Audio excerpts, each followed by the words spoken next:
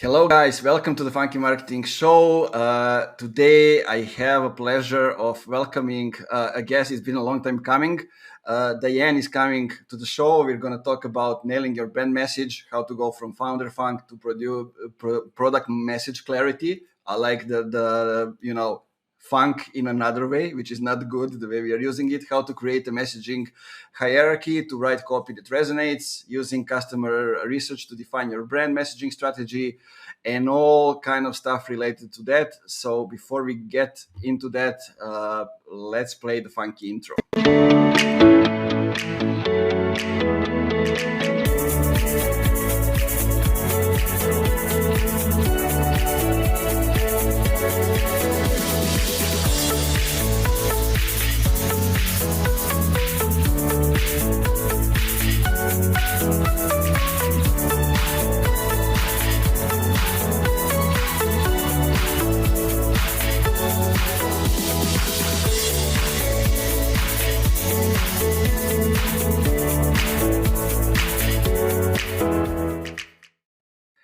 Ooh, gotta love that sound. Diane, welcome to the show. Welcome. Thanks for having me. Yeah, I was dancing in the background then to this. You should have had me on the screen as well because I was really going for it. Yeah, we can play it one moment again. That would be nice. It's an awesome intro. It really is. This is the first time we're meeting as well, but I know it's so you. I just love everything you're doing with the funky marketing stuff. So yeah, it's a pleasure to be here.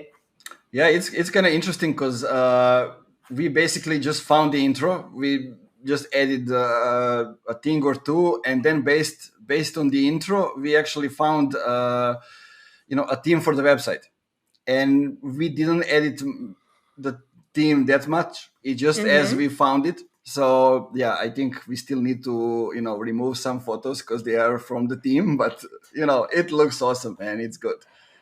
Well, everyone's, we can talk about this, can't we? Like the brand and everything, everyone stumbles across it in a different way, but it works. So. Yeah. So before we get into the topics, can you please tell the audience who you are and why you are talking about the topics that I mentioned today? Yeah, sure. So yeah, I'm Diane Wiredu. I am a brand messaging strategist and a conversion copywriter. So I work mainly with scaling kind of growth stage, B2B, SaaS, digital service companies. And I help them kind of simplify their messaging so that they can get more out of their marketing, attract better fit clients. So the work that I do is kind of split into two camps, although I'm spending a lot more time on the brand messaging. So that's the foundation. So really, particularly for B2B, it's becoming so much more important now, with the market saturation. You can't compete on features, particularly. That's why I help SaaS businesses with that so much. So I help kind of small scale marketing teams and founders get clarity on their messaging, their positioning, how to talk about what they do. And then the second part of that, the conversion copywriting, sometimes I help the teams actually execute on that and put it into practice, and what kind of words should we put on the page. So that's me. Yeah, sounds good. I mean, B2B seems like the place to be if you are doing marketing in any way these days, because there aren't many people that can do the great job, and you can actually charge really good money because you know how to do stuff. But I think one thing that lots of companies are missing, and this is exactly what you are doing in a way, we are also doing that in some other ways. It's helping them narrow down the basics, simplify the messaging, and not talk about the features, all the things about them, but actually focus on the customers and the clients. Exactly. Yeah. And I mean, back in the day, I kind of started my messaging career, let's say, in B2C. So I kind of have that experience, and that's, I guess, where I bring some of the brand in. But B2C, they don't need my help. They're already out there having fun and being creative and stuff. And really what I'm kind of trying to do is, there's this kind of wave and this movement of companies who are realizing, hey, we can't just kind of build a product and then talk about it and that's enough. Like, you get to the point, and particularly it is around that kind of growth stage, scaling up, where they realize, hey, maybe the founding team put the messaging together and it's worked so far. We've got product market fit, but we didn't really focus on the product message fit. And so now we need to actually take a step back and realize, if we want to really grow, how do we approach this? And it's such an important thing, but I have a lot of fun doing it. Yeah, it reminds me all, the stories about Netflix, about Google, about some other bigger companies. The story was completely different when they started. Yeah. Like, Google started as with ads for the startups.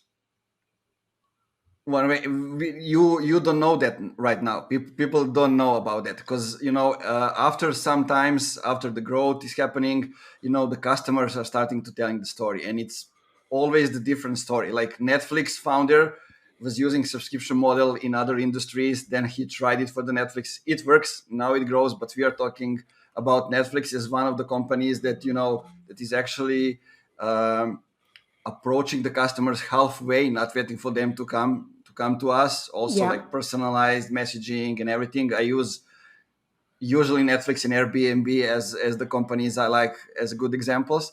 So let's talk about it. Usually they come up with exactly the example that you said.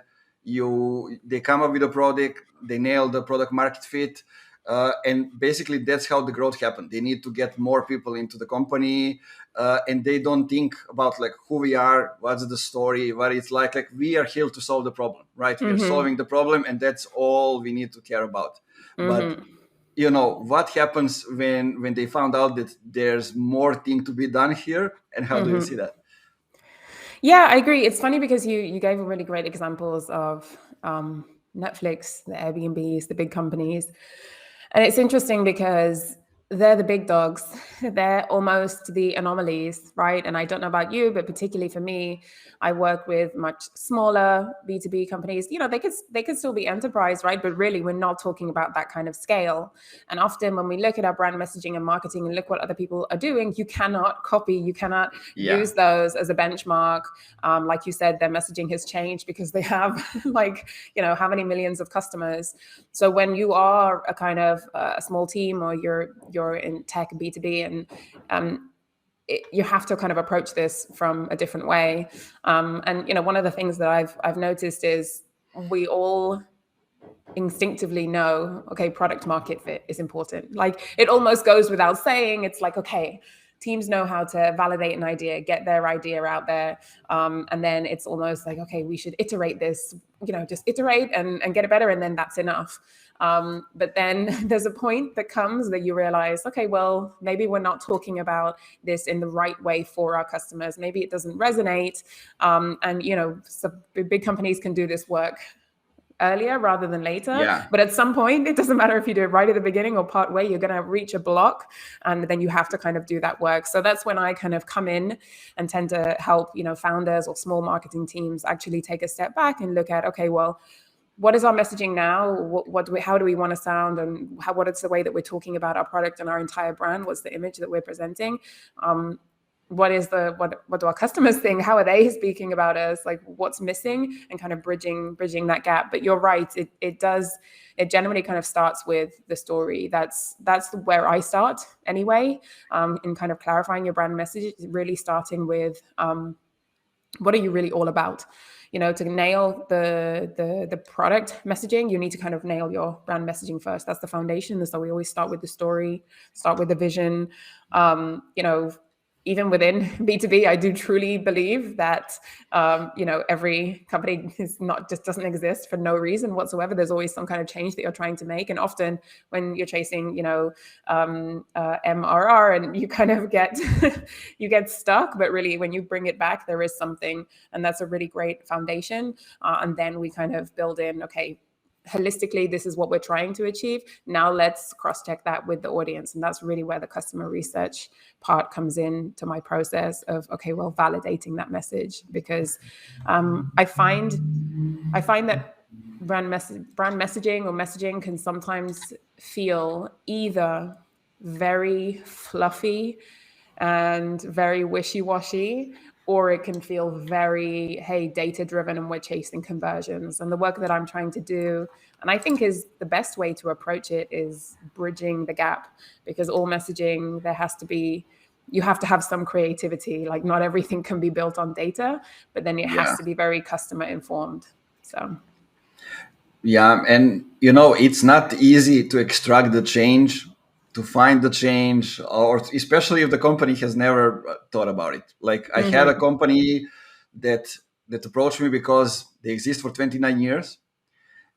It's all engineers, like team of 16 engineers. They are doing really advanced stuff. So and merging hardware and software. Industrial engineering, those kind of stuff. And then like for 3 months nobody applied for a job for a front-end developer, which is like the hot position right now. And I asked them, who did you work with, what kind of stuff did you do? And they told me, we work with General Electric, with Samsung partners, with those kind of wow. companies. And I ask them, okay, so do you tell that to the potential clients, to potential people that will work for you? What do they say? And she said, like, they don't trust us, That's because really interesting. there's no proof of that anywhere. They just maybe log on the website, but that's it. And and basically people don't know about them. They don't know that they exist for 29 years, which is Yeah. a really long period of time, the whole lifetime.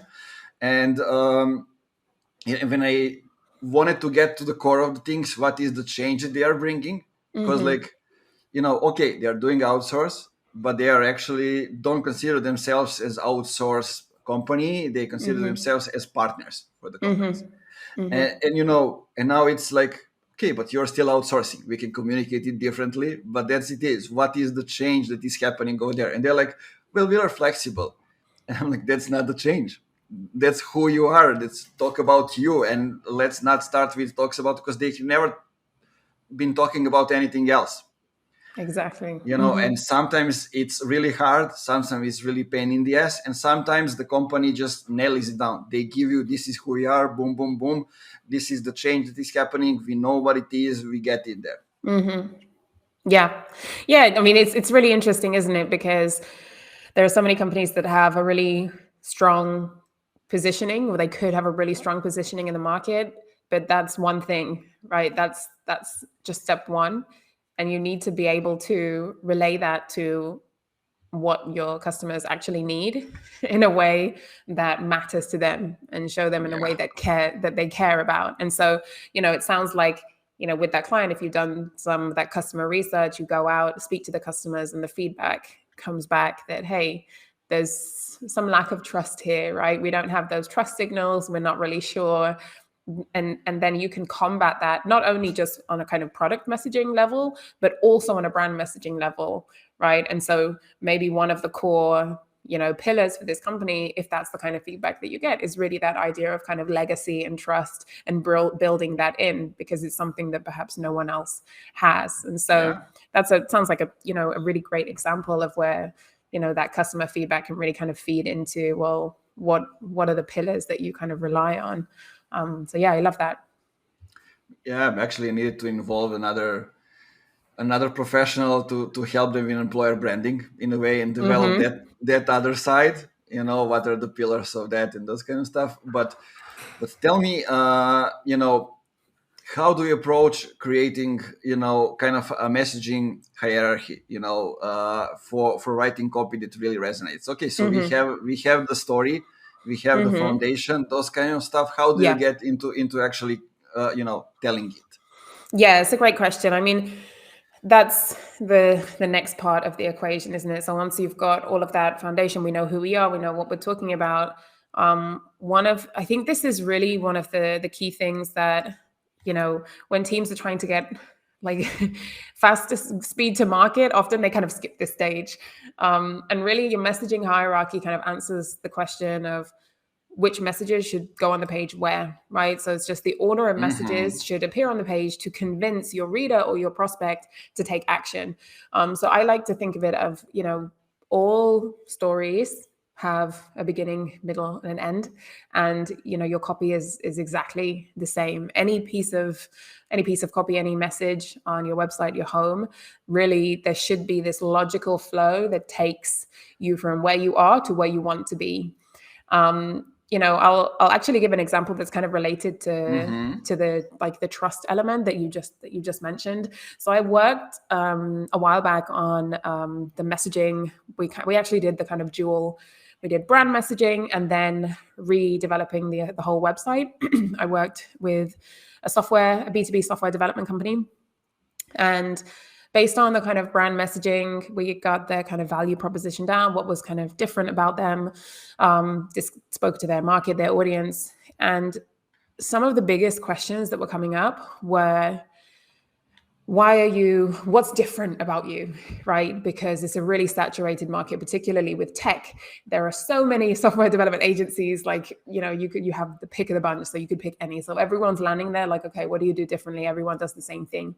Another thing was really trust, right? So a lot of these agencies, it's how are you outsourcing? Can we trust you? Have you just got like low skilled, low paid labor? How can we, what kind of a connection are we going to have? And that's the feedback we got from this brand messaging work from the customer research.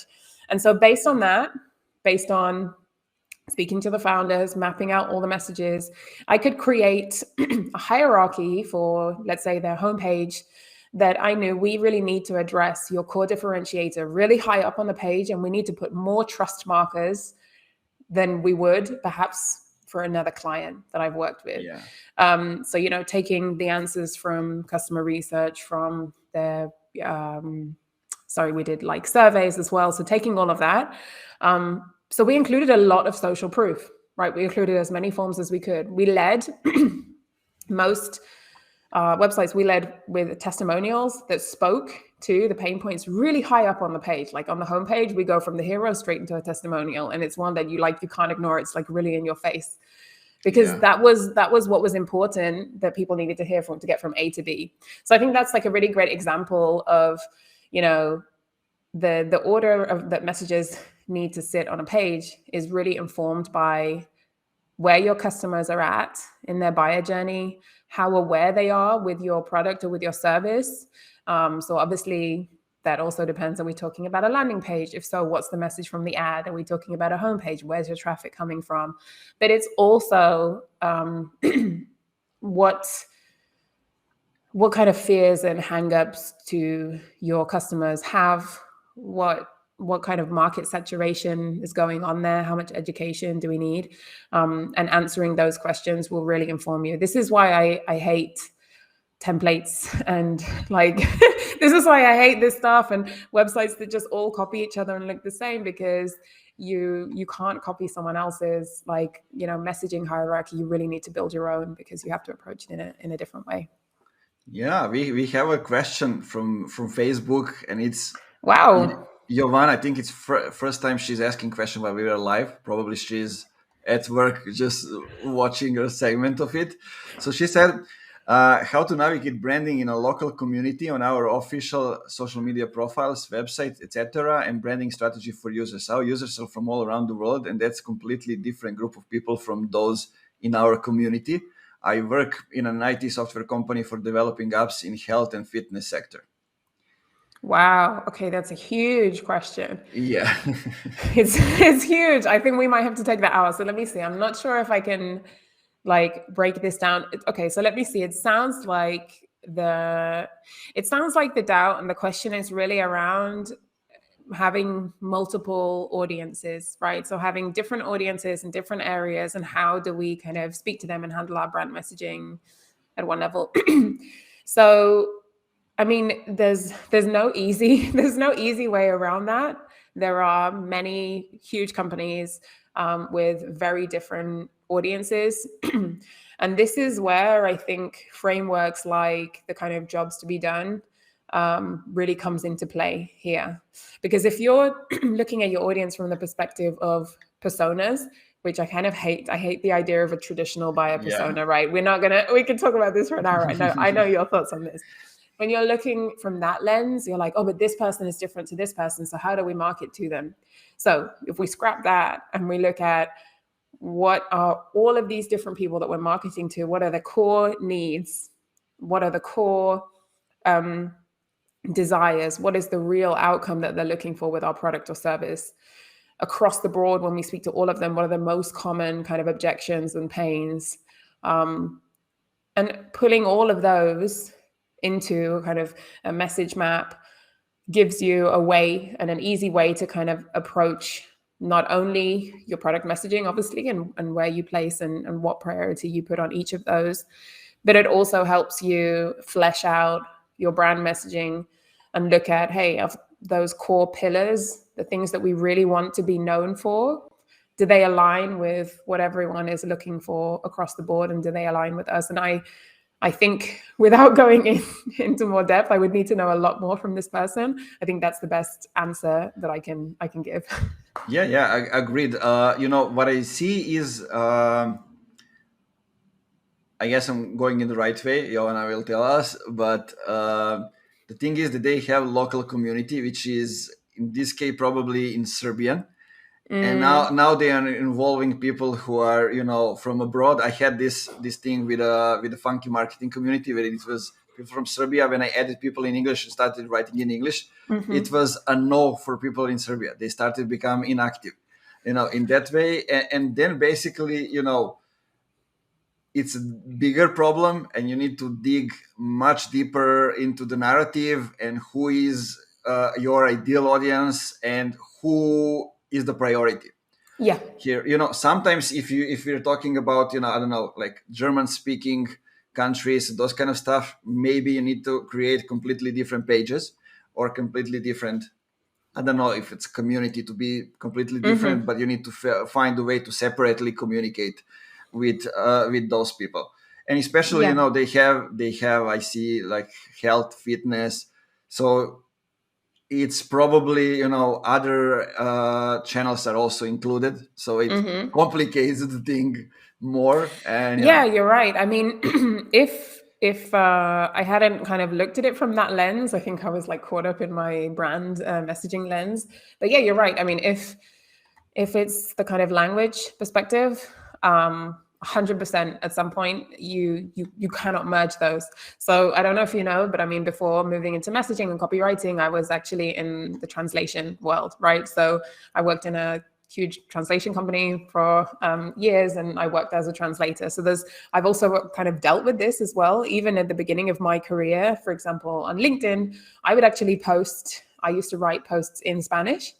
And I used to write posts in English, and the both of them. And I had this mixed audience of kind of some clients that were, looking to translate into English, and it was a mess. And I managed it for a little while. And then I realized these are two completely different messages. These are two completely different groups of people. I'm confusing both of them. I could have carried on, but it's just a lot. It's a lot of work. You have to have the resources. You have to have the time to manage both of those. And so for me, it realized, okay, one of them has to be the priority and the other one has to go. Yeah, agreed. And then there's no way you can get around it. Like, and particularly with localization of stuff, like you can't have different, if we're talking about English speaking countries and stuff, but there's so much cultural nuance across the board that you have to reflect that, and you have to make people feel like at home when you're speaking to them. Yeah, totally agree. I mean, I was the same person. I started working marketing like for Canadian-based agency first, so US, Canadian market, eventually Australia. But then I moved to work for a Serbian-based company, and then I started writing in Serbian as well. So it's kind of like in between. But also one of the companies that I'm working with, I think they're my client that was longest time with me was its localization and translation company, one of the leaders in Southeast Europe. So I'm familiar with everything, with all the things that you had to deal with. Yeah. Okay. John is asking also the question, as a copywriter, I've got pushback against social proof in exactly the same situation as you explained on the top. So how to get leaders on board? That's an interesting question. Yeah, it is. And it's so funny. Every time I every time I am invited to speak somewhere, particularly with marketers, this is interesting from a copywriter perspective. Marketers always ask me, how do I get buy-in? Like, it's always the biggest question. It's like, we know, but it's not really how do I do it. It's just how do I convince someone? Yeah. The easiest way, maybe I shouldn't say easiest, I should say simplest, because nothing is easy. But it's showing, show don't tell. It's showing the proof. Like, you have to, like, you can't really argue against the research. And so for me, the way that I work, obviously, it's a little bit different. I'm an external pair of eyes. I'm hired for that reason. And I come in and I kind of bring a fresh perspective. I kind of analyze all the materials. And so I present them in that way. But for this particular example, before kind of moving in, I have different touch points to make sure that I get buy-in in any project.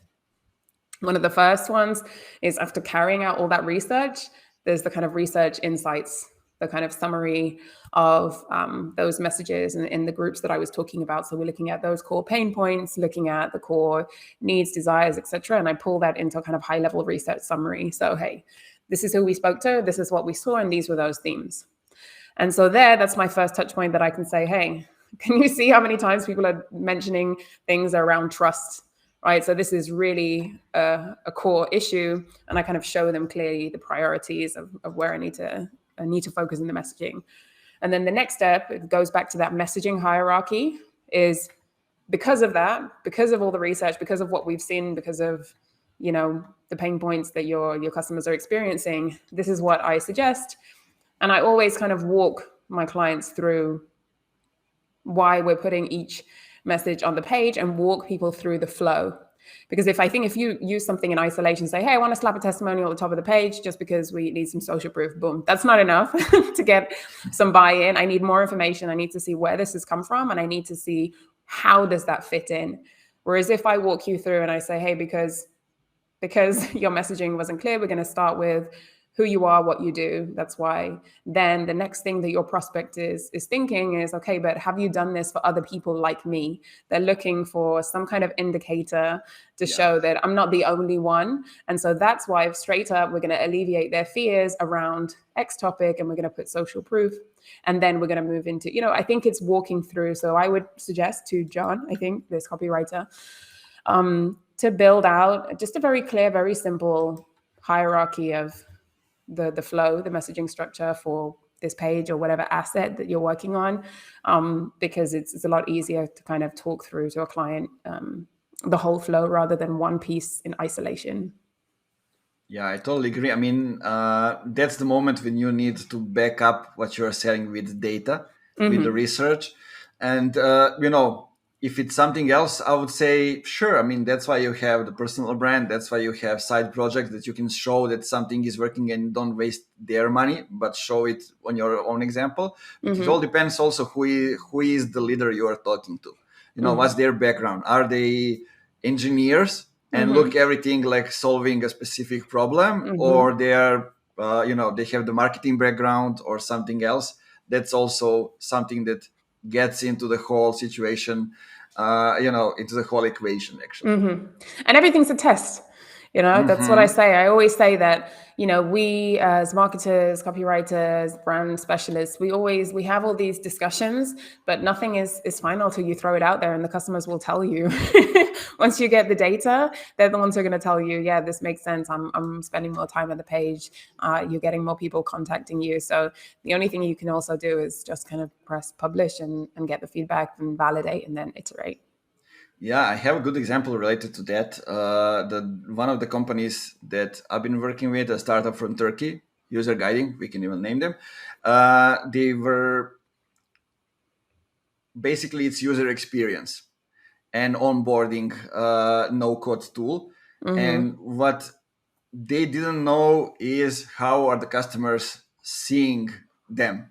Like what are they for? Who are they for? How are they calling them? So they are doing lots of calls, like product is calling customers to ask about the product, how they're satisfied, all those questions.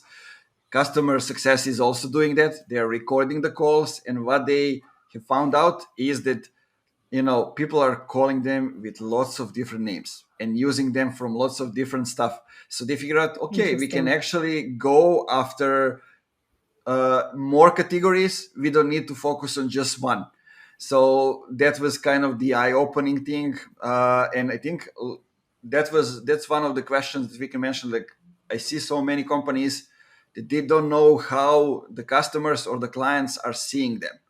Like, how do you call our service? How do you Yep. call the product? Those kind of stuff.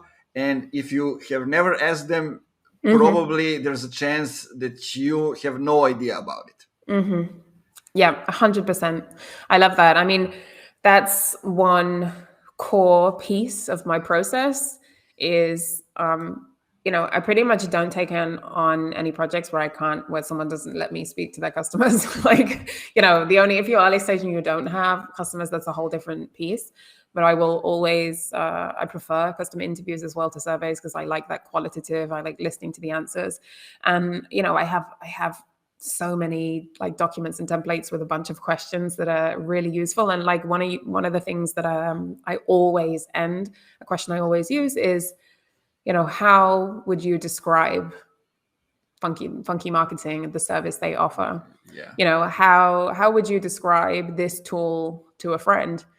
And when you compile all of those answers and you hear, it really gives you an indication, one, into the positioning and how they're using. I'm actually wrapping up a project for a kind of customer insights and research management tool right now. We're working on their brand messaging. And some of the feedback from their customers is leaning a little bit different to kind of positioning, their old positioning, and they're trying to shift it. So it's really interesting to see that and say, well, what can we do? Because they're talking about it from one aspect of the functionality. We offer something else. But you also get just such great, rich language. And if you see patterns of kind of verbs and adjectives coming up and you think, man, if everyone's saying this, we need to pull it into the messaging. So I love it. It's my favorite part of the process. Yeah, that's you got me thinking into about the things that I'm seeing. Lots of companies are kind of like making, let's call it, mistakes. And it's the topic that I talk with Andrei Zinkiewicz here on the podcast, talking about demand gen, about those kind of stuff. And we kind of mentioning from the start when we're talking about startup versus grown-up companies. And it's lots of companies that are just starting and they are going into the same directions of, I don't know, some companies that are there. I had a situation with a company that wanted to reach Accenture level. So the mistake that they were doing is that they were trying to do the same things as Accenture is doing. So like, because companies often don't realize that those big companies were behaving totally different in the stage when they were smaller. And they don't use their core advantages for that stage. So being more flexible, being able to move fast, to implement, optimize things, test things out, and they go to the next level. But instead, they create silos into the companies.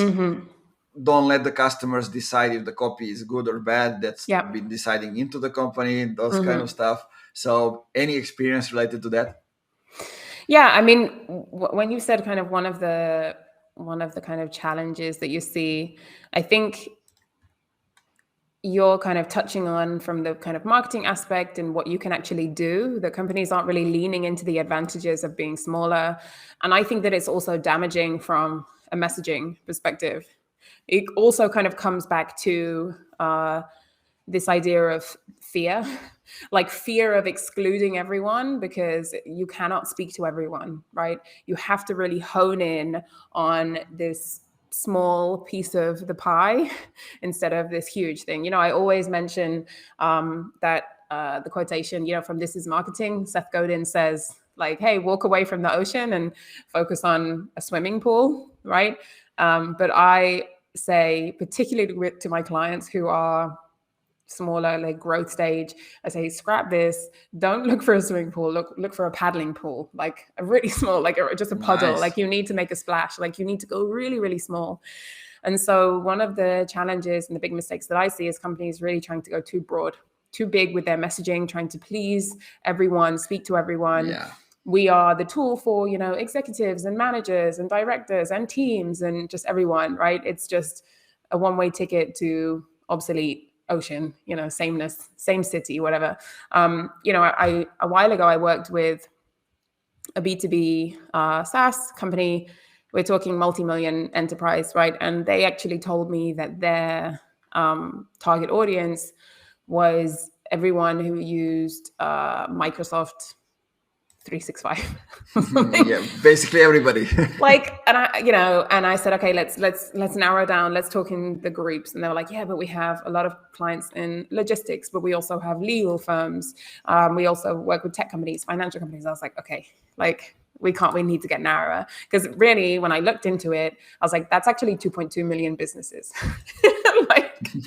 Yeah. And I was helping them on messaging around a funnel, but I had to go, before I could even go there, I had to go like deeper. I had to look at the company level, because I said, how can you possibly create targeted messaging that resonates with your customers, where prospects land on your website, that interact with you and think, yeah, damn, you guys get me.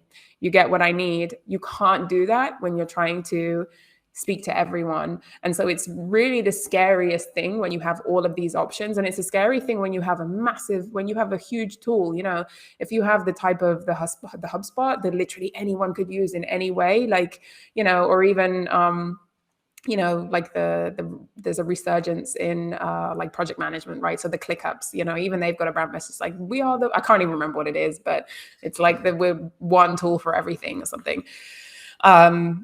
It's really hard to own that. It's really hard to own that messaging. And so you just have to go kind of smaller. And so that for me is like the biggest challenge. And I've had an experience of that. And we end up we have a bit of a fight. And then we realize, you know what, we're going to own this one group of people. And then we're going to come back to the other ones later, because it doesn't mean that they won't get it. It's just that you need to, if you can connect better with one small group of people, then everyone else will still come after.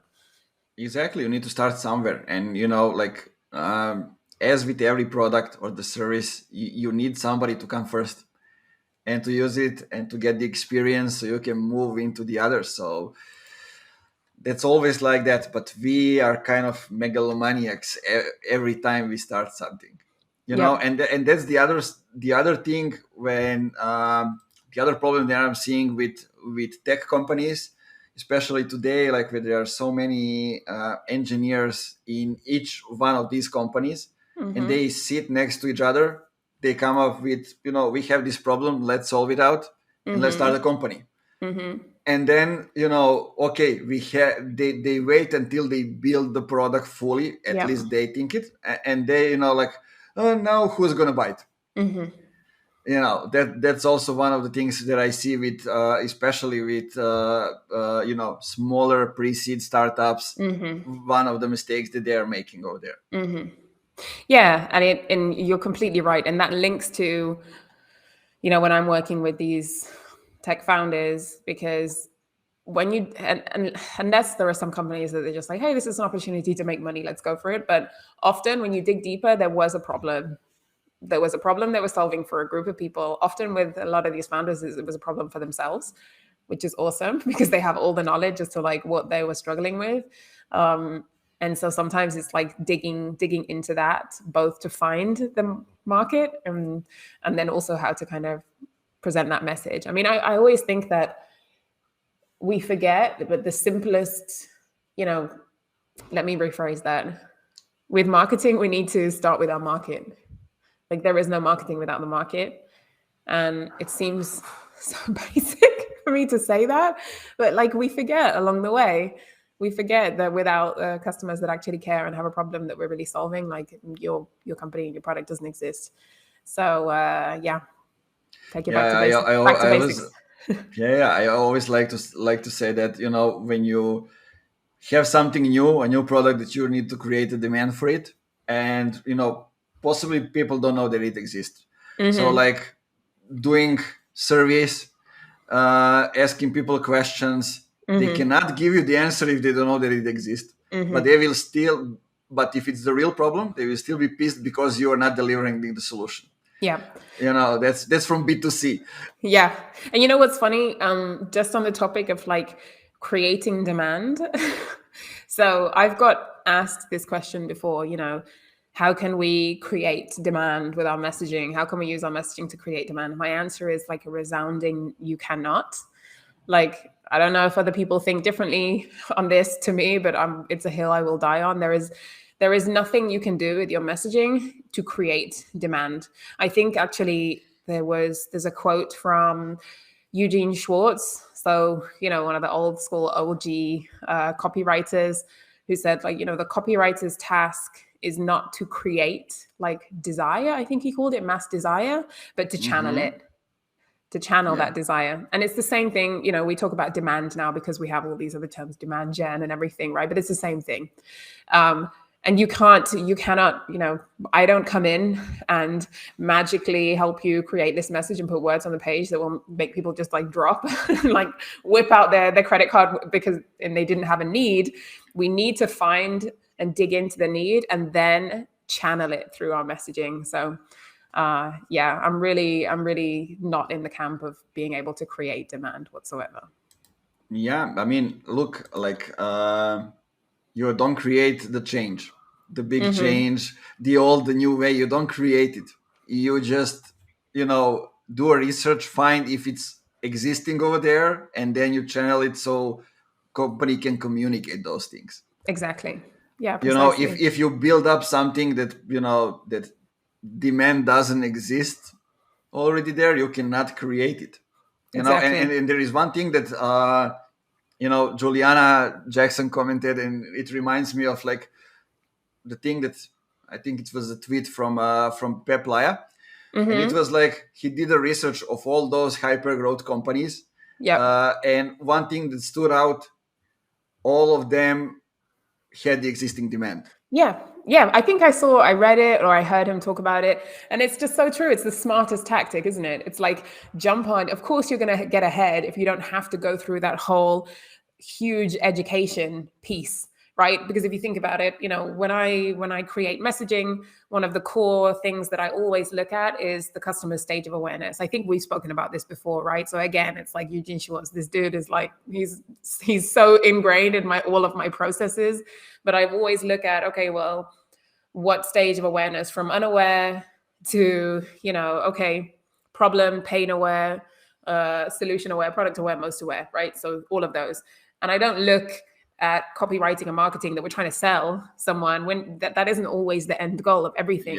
The goal is to move someone from their stage of awareness simply to the next stage. Right. And so when there's already demand, you already start at the top of the scale. So you don't have to fight as much through all of these other stages. So it completely makes sense, not only from, the actual kind of product and the marketing perspective, but also from your messaging too, because you start a couple of steps ahead. So.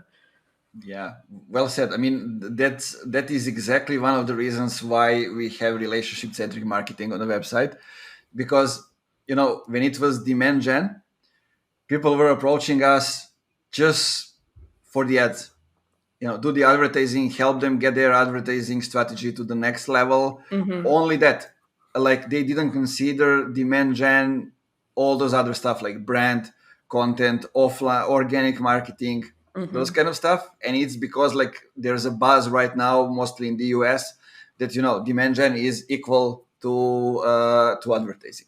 And so I said, okay, let's ask people what's going on. And somebody said, I consider you content. Others said brand. Others said something else. And why I so out of it is that we are covering so many different stuff. So it's workshops, it's being a fractional CMO, is actually working on strategic narrative with the companies and actually helping them get just to the next stage.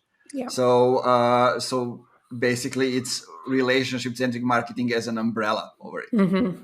Yeah, definitely. It's like, we're taking someone's hand and helping them cross the road. Like that's it. It's just small steps.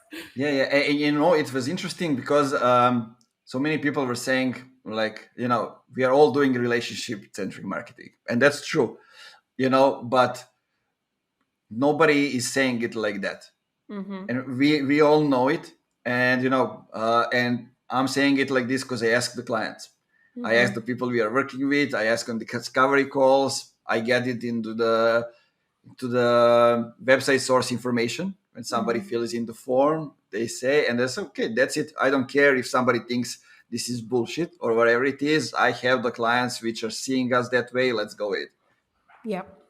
Yeah, it makes a lot of sense. I mean, all of these, there are so many terms. Like, I can't keep up. Like, I stay away from all of the terms. I just leave it Yeah, I'll help you, package that in the way that you need. And all of these branches, we're all trying to do the same thing, right? We're all trying to help a customer make a decision, basically. exactly, That's it. exactly. And I had a problem with that, simplifying things, because like on my level, when I was 2 years ago, I was doing performance, and some things were just logical because I saw them, like not focusing on lead generation, extracting contact, but focusing on relationships or creating demand, those kind of stuff. But I figure out that for some people it's revolution because they didn't do it any other way, in their careers. So I need to simplify it all down and to get to that. Anyway, Dan, I know you have to rush, so first thing, we're gonna do this again. Yeah, this uh, was great. Finally yeah, chatting. Yeah, thanks for having yeah, me on. yeah. It's The, been the the second thing, guys, go back now to the beginning of the episode and go into each part, listen to it. Maybe you can even, if you have questions, reach out to Diane, reach out to me. Number three, Diane, where can people find you, find more information about you, get in touch, and all those stuff? Yeah, sure. So, uh, probably the easiest way to get in touch with me is on LinkedIn, right? So I hang out a lot on LinkedIn. So feel free to give me a follow or connect. But if you connect, definitely drop me a message and say hey, so I know kind of where you came from. So I post a lot of content around messaging, conversion copywriting, entrepreneurship as well. In terms of, kind of my brand messaging services for kind of startup scale ups, you can find me at lionwords.com. And I also have a newsletter and a couple of resources. So we'll drop the links so anyone can kind That's of find good. me there if they want to You'll be. see how it works when you add her or subscribe or whatever it is. What are the next steps? Yeah, definitely. Cool. Thanks for doing this. Thanks for taking almost an hour for Yeah, that it was and great. It's chatting. flown by. You were right.